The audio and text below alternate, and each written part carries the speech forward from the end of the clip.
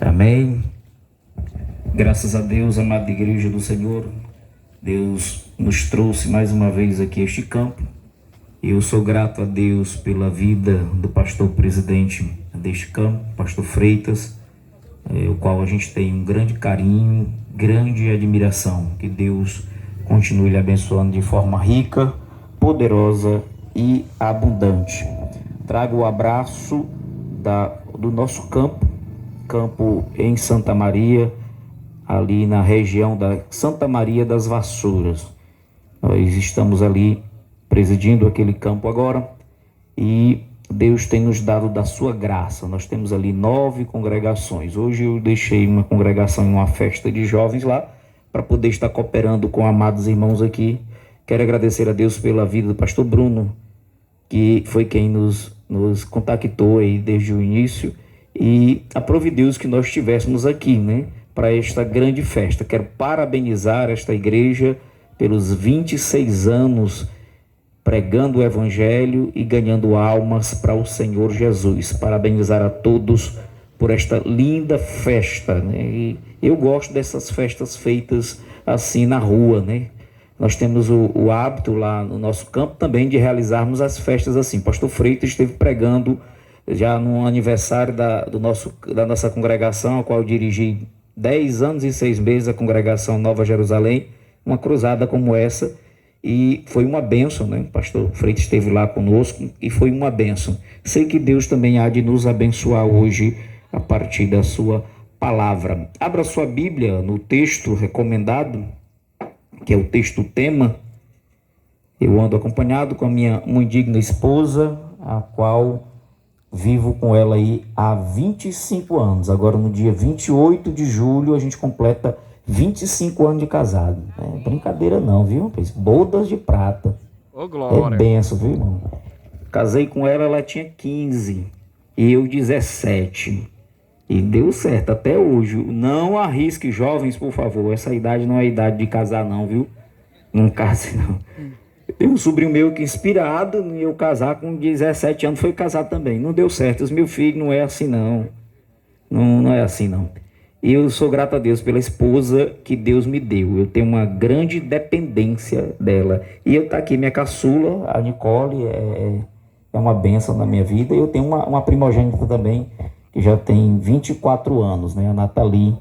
Ela, inclusive, canta na banda da UJADEP, né? Eu acho que os irmãos talvez conheçam ela. É uma bênção. Então, sou grato a Deus por esta família. Só estou hoje com esse microfone na mão porque eu tenho uma família abençoada. Se eu não tivesse, eu não estaria aqui com esse microfone na mão para ministrar a palavra do Senhor. Mateus capítulo 10, versículo de número 1, diz assim a palavra do Senhor. E chamando os seus 12 discípulos, deu-lhes poder sobre os espíritos imundos para os expulsarem e para curarem toda enfermidade e todo mal. Quem pode glorificar a Deus por esta palavra? Glória a Deus, aleluia. Não feche a sua Bíblia, ande um pouquinho mais na sua Bíblia, em Lucas capítulo de número 5, versículo 1. Diz assim: E aconteceu que, apertando a multidão para ouvir a palavra de Deus, estava ele junto ao lago de Genezaré, e viu estar 2 barcos junto à praia do lago. E os pescadores, havendo descido deles, estavam lavando as redes.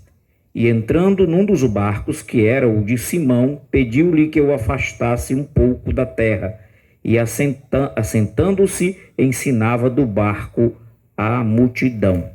E quando acabou de falar, disse a Simão: faze-te ao mar alto e lançai as vossas redes para pescar.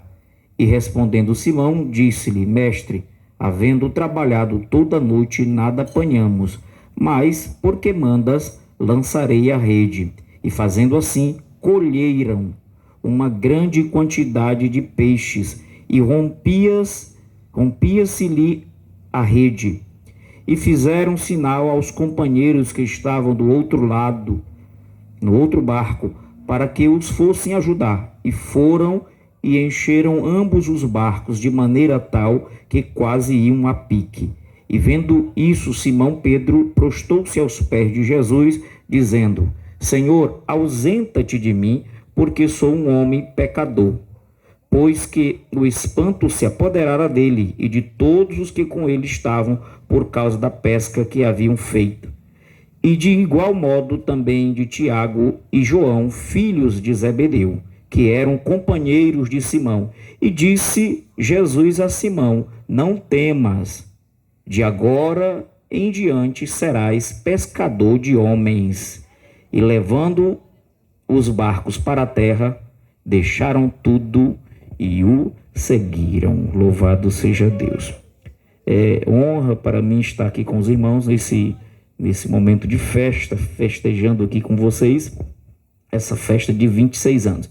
E eu sei que Deus, ele é tremendo e maravilhoso e tem algo para falar ao seu coração. Quero parabenizar pela temática muito propícia, muito boa de trabalhar, que a igreja escolheu debaixo de oração, e trabalharemos em cima desta temática hoje. O texto que nós lemos aqui é um texto que fala de uma pesca maravilhosa, algo muito conhecido, e é um texto que fala do chamado dos primeiros discípulos. Se você ler apenas o capítulo de número 5 de Lucas, sem ler os demais evangelhos, sem analisar o contexto, se você não ler os demais evangelhos que tratam da chamada dos discípulos, a impressão que você tem é que esse é o primeiro encontro de Jesus com estes homens. Mas se você ler mais um pouquinho, você vai perceber que não é bem assim. Você vai achar que Jesus encontrou eles em outros momentos. Então, esses homens são pescadores. E depois de uma noite frustrante, foram pescar, e uma noite frustrante, Jesus convida eles para ser seus discípulos. Isso é muito interessante no contexto. Mas se você der uma olhada mais profunda nos evangelhos, eu amo estudar a Bíblia Sagrada. Quando você começa a estudar a Bíblia Sagrada, você vai descobrindo muita coisa. Eu tenho uma pequena biblioteca e eu passo muito tempo dentro do meu gabinete estudando a Bíblia Sagrada. Eu amo esse negócio. Toda quinta-feira, quem é pastor, quem é dirigente de igreja, sabe que dia de quinta-feira é feriado pra gente, né? Tem que ser, né? Você tem que preparar a mensagem, a igreja quer ouvir a mensagem. Eu passo cerca de 4, 5 horas, 6 horas sentado ali escrevendo, e eu não tenho assim a mente tão boa como a do pastor Freitas, com as palavras. Eu sou melhor com os números. Eu preciso escrever tudo aquilo que vem à minha mente, aquilo que eu estou estudando, para poder eu lembrar. Mas eu amo a palavra de Deus, e quando eu estou estudando, eu começo a meditar naquilo que está escrito, e Deus vai revelando coisas que às vezes você leu diversas vezes e ainda não tinha percebido. Então, quando você analisar os outros evangelhos no contexto, você vai ver que não é a primeira vez, não é o primeiro encontro de Jesus com estes homens. Jesus já conhecia estes homens, e estes homens já conheciam Jesus. Simão já havia encontrado com Jesus outras vezes, e ele sabia muito bem quem era Jesus. Basta você dar uma olhada aí de forma cronológica nos evangelhos, 2 episódios que marcaram a história de Jesus com Simão. O primeiro episódio, João, capítulo de número 1, versículo de número 40, é o primeiro encontro de Jesus com Simão. É o primeiro encontro de Simão com Jesus. A Bíblia vai dizer que era André, seu irmão de Simão Pedro, e um dos que ouviram aquilo de João e havia o seguido. E esse achou primeiro a seu irmão Simão e disse: nós achamos o Messias. E levaram ele até Jesus. E olhando Jesus para Simão, Jesus disse para Simão: tu és Simão, filho de Jonas, tu serás chamado Cefas, Pedro. João, no capítulo de número 1, vai nos mostrar que Jesus vai para o deserto encontrar com João Batista ali no Jordão, quando João Batista encontra com Jesus, João Batista aponta para Jesus e diz: eis aí o Cordeiro de Deus que tira o pecado do mundo. João Batista era um fazedor de discípulos, e ele tinha alguns discípulos, mas quando ele encontra com Jesus, ele diz: ei, eu sou apenas aquele que prepara o caminho, porque na verdade aquele que vem ali tira o pecado do mundo, é ele que vocês devem seguir, porque eu apenas preparo o caminho. Mas este homem, Jesus de Nazaré, ele é quem é o verdadeiro caminho, ele é o caminho e a verdade e a vida. Louvado seja o nome do Senhor. Então, João Batista era um fazedor de discípulos, ele tinha alguns discípulos, e entre esses discípulos de João, alguns que nós conhecemos se tornaram também discípulos de Jesus. Depois deste encontro de Jesus com João Batista, após a fala de João Batista, André, irmão de Simão, ele vai deixar de seguir então a João Batista e passa a seguir a Jesus. E este homem, André, irmão de Simão, filho de Jonas, nasceram na cidade de Betsaida, que quer dizer cidade do peixe, casa do peixe. É uma região litorânea ali. Todos eles eram pescadores, porque era a região ali onde tinha muito peixe, ficava muito próximo ao mar da Galileia. Então estes meninos, estes homens, receberam no seu DNA aquilo que era de família. Eles eram pescadores, a herança do pai. Eles eram pescadores, eram formados aí formaram uma companhia de pesca, e aquela família toda era envolvida nesse negócio. Eu sou da população ribeirinho. Eu moro ali na beira do rio, no Parnaíba, na Avenida Boa Esperança, e ali a grande parte daqueles moradores mais antigos eram pescadores. Aquela região do Puti, ali onde eu moro, próximo ao encontro das águas, tem muito pescador.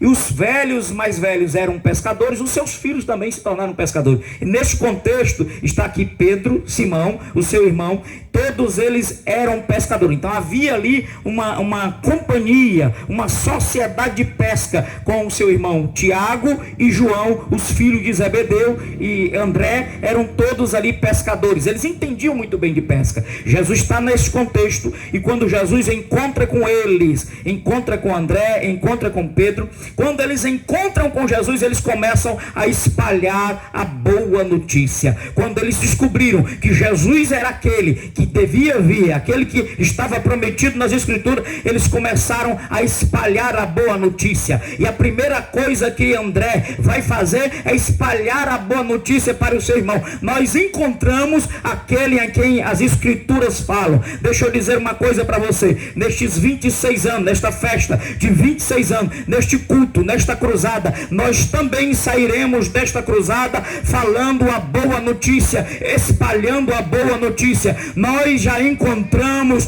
o Salvador das nossas almas. Jesus está aqui neste culto, está visitando esta festa, e você vai espalhar para a sua casa a boa notícia. Nós encontramos Jesus, aleluia. Então André levou logo a boa notícia para a sua casa, porque há uma história que a má notícia se espalha, mas a boa notícia também se espalha. Simão agora também vai encontrar com Jesus, e quando chega perto, antes dele chegar a se apresentar formalmente para Jesus, Jesus olha para Simão e diz: ei, eu te conheço, tu és filho de Jonas. O que Jesus está dizendo: ei Pedro, ei Simão, eu conheço o teu passado. Aí Jesus olha para ele e diz: eu conheço o teu passado. E melhor ainda, Jesus olha para Simão e diz: vai chegar o dia que você vai deixar de se chamar Cefas e deixará de se chamar Simão e passará a se chamar Cefas, se chamará Pedro. O que Jesus está dizendo: eu conheço o teu passado, e hoje eu estou dizendo: vou mudar a tua história, vou mudar o teu futuro. Jesus está dizendo na sua palavra: Pedro, eu conheço o teu passado, mas vai chegar chegar um momento que a minha presença na tua vida vai ser tão tremenda que eu vou mudar a tua história. Até o teu nome será mudado. Tem muita gente aqui da igreja, nestes 26 anos, que durante esses 26 anos da história desta igreja, teve o seu nome alterado, porque lá no mundo era conhecido de um jeito, mas hoje está aqui neste culto, sendo conhecido como servo do Deus Altíssimo. Louvado seja Deus. Aleluia. Aleluia. Nenhum homem tem autoridade de mudar o nome de um outro nome. No máximo que nós conseguimos fazer é dar um apelido aos outros. Mas Jesus está dizendo, que a mudança vai ser tão grande na tua vida que tu serás mudado e o teu futuro será mudado, até o teu nome. A forma com que as pessoas te conheceram será mudada, porque Jesus muda a nossa história. Louvado seja Deus.